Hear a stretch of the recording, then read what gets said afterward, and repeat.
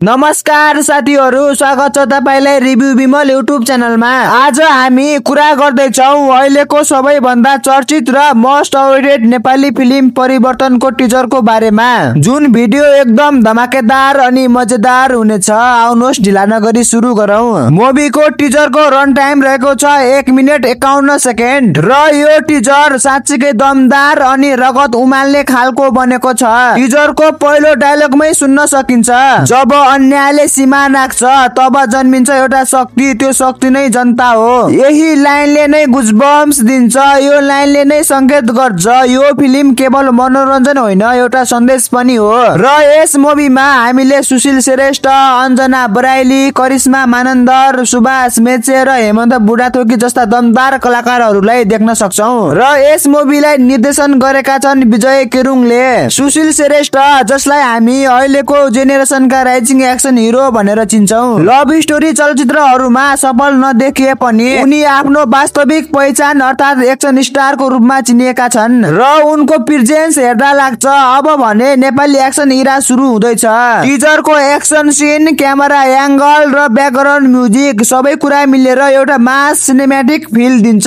र यही कारण अडियन्सलाई यस मुभीले हलमा गएर हेर्ने बाध्य बनाउने छ।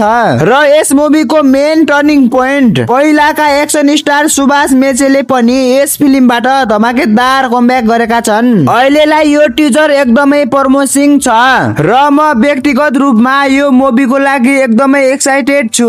र यो मुभी माघको 9 गते रिलिज हुँदैछ र यो मुभी कुनै साधारण चाहिँ होइन, यो मुभी हो नेपाली सिनेमाको परिवर्तनको सुरुवात। र तपाईलाई टिजर कस्तो लाग्यो कमेन्टमा लेख्न नभुल्नु होला र साथै रिभ्यू विमल युट्युब च्यानललाई सब्स्क्राइब गरेर सपोर्ट गर्न पनि नछुटाउनु होला। हामी फेरि पनि भेट्ने छौं अर्को धमाकेदार भिडियोमा। Thank you.